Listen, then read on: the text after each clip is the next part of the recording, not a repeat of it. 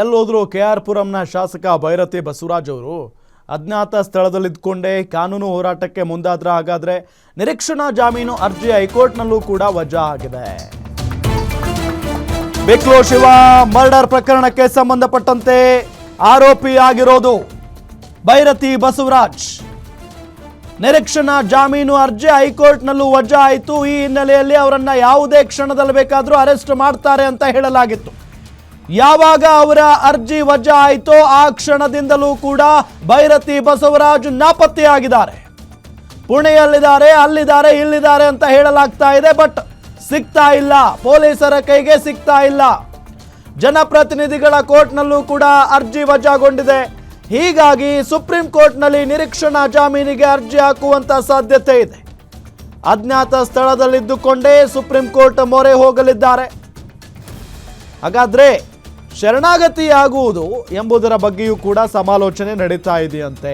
ಅಂದರೆ ಅಜ್ಞಾತ ಸ್ಥಳದಲ್ಲಿ ಇದ್ಕೊಂಡೇ ಸುಪ್ರೀಂ ಮೊರೆ ಹೋಗಬೇಕಾ ಅಥವಾ ಶರಣಾಗತಿ ಆಗಬೇಕಾ ಅನ್ನೋದರ ಬಗ್ಗೆ ಸಮಾಲೋಚನೆಯನ್ನ ಮಾಡುತ್ತಾ ಇದ್ದಾರೆ ಅಂತ ಹೇಳಲಾಗ್ತಾ ಇದೆ. ಹೀಗಾಗಿ ಶತಾಯಗತಾಯ ಭೈರತಿ ಬಂಧನಕ್ಕೆ CID ಸರ್ಪಗಾವಲನ್ನು ಹಾಕಿದೆ. ಇಂಟರ್ಪೋಲ್ ಮುಖೇನ ಲುಕೌಟ್ ನೋಟಿಸ್ ಹೊರಡಿಸಿದೆ CID.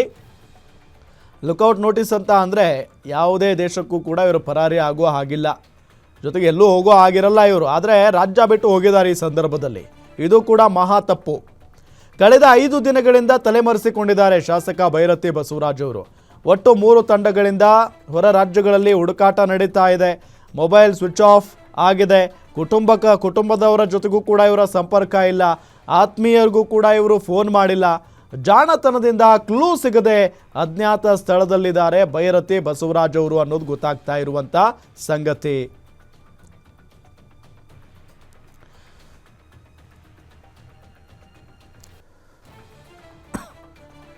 ಇದೇ ವಿಚಾರಕ್ಕೆ ಸಂಬಂಧಪಟ್ಟಂತೆ ಡೀಟೇಲ್ಸ್ ಕೊಡ್ತಾರೆ ನಮ್ಮ crime bureau head SK Manjunath. ನೇರ ಸಂಪರ್ಕದಲ್ಲಿ ಜಾಯಿನ್ ಆಗಿದ್ದಾರೆ. ಮಂಜುನಾಥ್, 5 ದಿನಗಳಾಯಿತು, ಶಾಸಕರು ಪತ್ತೆನೇ ಇಲ್ಲ, ಎಲ್ಲಿದ್ದಾರೆ, ಏನು ಕತೆ, ಇದೆಲ್ಲದರ ಬಗ್ಗೆ ಡೀಟೇಲ್ಸ್ ಕೊಡ್ತಾ ಹೋಗೋದಾದ್ರೆ. ರಾಮು, ಬಿಕ್ಲು ಶಿವ ಕೊಲೆ ಪ್ರಕರಣಕ್ಕೆ ಸಂಬಂಧಪಟ್ಟಂತೆ ಹೈಕೋರ್ಟ್ನಲ್ಲಿ ಒಂದು ಕಡೆ ನಿರೀಕ್ಷಣಾ ಜಾಮೀನು ಅರ್ಜಿ ವಜಾ, ಅದರ ಬೆನ್ನಲ್ಲೇ ಸೆಷನ್ಸ್ ಕೋರ್ಟ್ನಲ್ಲೂ ಏನು ನಿರೀಕ್ಷಣಾ ಜಾಮೀನು ಅರ್ಜಿ ಸಲ್ಲಿಸಿದ್ರು ಅದು ಅರ್ಜಿಯು ಸಹ ನಿನ್ನೆ ಸಂಜೆ ವಜಾಗೊಂಡಿತು. ಅದಾದ ನಂತರ ಭೈರತಿ ಬಸವರಾಜ್ಗೆ ಬಂಧನದ ಭೀತಿ ಏನಿತ್ತು ಅದು ಮತ್ತಷ್ಟು ಜೋರಾಗಿ ಕಾಡೋದಕ್ಕೆ ಶುರು ಆಗಿದೆ. ಹೀಗಾಗಿ ಏನು ಕಳೆದ ಶುಕ್ರವಾರ ಏನು ನಾಪತ್ತೆಯಾದಂಥ ಭೈರತಿ ಬಸವರಾಜ್ ಇಲ್ಲಿವರೆಗೂ ಎಲ್ಲಿದ್ದಾರೆ ಅನ್ನೋದ್ರ ಬಗ್ಗೆ ಸಣ್ಣ ಸುಳಿವು ಸಹ ಸಿಕ್ಕಿಲ್ಲ. ಹೀಗಾಗಿ CIDಯ 3 ವಿಶೇಷ ತಂಡಗಳು ಭೈರತಿ ಬಸವರಾಜ್ಗೋಸ್ಕರ ತೀವ್ರ ಶೋಧವನ್ನು ನಡೆಸಲಾಗ್ತಾ ಇದೆ. ಏನು ಹಿರಿಯ ಅಧಿಕಾರಿಗಳೊಂದಿಗೆ ಚರ್ಚೆ ಮಾಡಿ ನಿನ್ನೆ ಅಷ್ಟೇ ಮತ್ತೊಂದು ಸುತ್ತಿನ ಲುಕೌಟ್ ನೋಟಿಸನ್ನು ಜಾರಿ ಮಾಡಿರ್ತಕ್ಕಂಥ CID ಅಧಿಕಾರಿಗಳು ಎಲ್ಲ ರೈಲ್ವೆ ನಿಲ್ದಾಣಗಳು, ಏರ್ಪೋರ್ಟು ಜೊತೆಗೆ ಬಂದರುಗಳಲ್ಲಿ ಈ ಒಂದು ಲುಕೌಟ್ ನೋಟಿಸನ್ನು ಅಂಟಿಸುವಂಥ ಕೆಲಸವನ್ನು ಮಾಡಿದ್ದಾರೆ. ಭೈರತಿ ಬಸವರಾಜು ಎಲ್ಲೇ ಇದ್ರೂ ಸಹ, ಯಾರ ಕಣ್ಣಿಗೆ ಬಿದ್ದರೂ ಸಹ ಅವರನ್ನು ಸಮೀಪದ ಪೊಲೀಸ್ ಠಾಣೆಗೆ ಸಂಬಂಧಪಟ್ಟಂತೆ ಮಾಹಿತಿಯನ್ನು ಕೊಡಬೇಕು. ಜೊತೆಗೆ CID ಅಧಿಕಾರಿಗಳ ನಂಬರನ್ನು ಸಹ ನೀಡಲಾಗಿದೆ. ಅವರಿಗೆ ಒಂದು ಮಾಹಿತಿಯನ್ನು ಕೊಡಬೇಕು ಅಂತಕ್ಕಂಥ ಒಂದು ಸೂಚನೆಯನ್ನು CID ಅಧಿಕಾರಿಗಳು ಕೊಟ್ಟಿದ್ದಾರೆ. ಇನ್ನೊಂದು ಕಡೆ ಏನು ಅವರ ಮೊಬೈಲು ಕೊನೆಯದಾಗಿ ಸ್ವಿಚ್ ಆಫ್ ಆಗಿದ್ದು, ಏನು ಪುಣೆಯಲ್ಲಿ ಸ್ವಿಚ್ ಆಫ್ ಆಗಿತ್ತು, ಆ ಭಾಗದಲ್ಲಿ ಆವತ್ತಿನ ದಿನ ಭೈರತಿ ಬಸವರಾಜ್ ಜೊತೆ ಯಾರೆಲ್ಲ ಇದ್ದರು ಅವರನ್ನು ಸಹ ಒಂದು ವಿಚಾರಣೆಗೆ ಕರೆಸಿ ಅವರ ಭೈರತಿ ಬಸವರಾಜ್ ಬಗ್ಗೆ ಎಲ್ಲಿದ್ದಾರೆ ಅನ್ನೋದ್ರ ಬಗ್ಗೆ ಮಾಹಿತಿ ಕಲೆ ಹಾಕುವಂಥ ಕೆಲಸವನ್ನು CID ಅಧಿಕಾರಿಗಳು ಮಾಡ್ತಾ ಇದ್ದಾರೆ. ಇನ್ನು ಸಿಕ್ಕಿರ್ತಕ್ಕಂಥ ಮಾಹಿತಿ ಪ್ರಕಾರ ಈಗ ಏನು ಸೆಷನ್ಸ್ ಕೋರ್ಟ್ ಅಂದರೆ ಜನಪ್ರತಿನಿಧಿಗಳ ವಿಶೇಷ ಕೋರ್ಟ್ನಲ್ಲಿ ನಿರೀಕ್ಷಣಾ ಜಾಮೀನು ಅರ್ಜಿ ವಜಾ ಆಯಿತು. ಆತರಿಗೆ ಮುಂದೆ ಇರ್ತಕ್ಕಂಥ ಹೋರಾಟ ಮತ್ತೆ ಆ ಜನಪ್ರತಿನಿಧಿಗಳ ಕೋರ್ಟ್ ಆದೇಶವನ್ನು ಪ್ರಶ್ನೆ ಮಾಡಿ ಹೈಕೋರ್ಟ್ಗೆ ಅರ್ಜಿಯನ್ನು ಸಲ್ಲಿಸೋದು.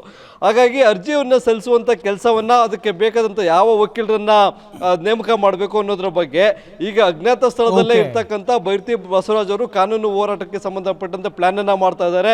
ಕೇವಲ ಹೈಕೋರ್ಟ್ ಅಲ್ಲದೆ ಸುಪ್ರೀಂ ಕೋರ್ಟ್ನಲ್ಲೂ ಸಹ ಒಂದು ಅರ್ಜಿಯನ್ನು ಸಲ್ಲಿಸಬೇಕು ಅನ್ನೋದ್ರ ಬಗ್ಗೆ ಪ್ಲಾನ್ ಅನ್ನ ಮಾಡ್ತಾ ಇದ್ದಾರೆ ಅನ್ನೋದ್ರ ಬಗ್ಗೆ ಮಾಹಿತಿ ಸಿಕ್ಕಿದೆ.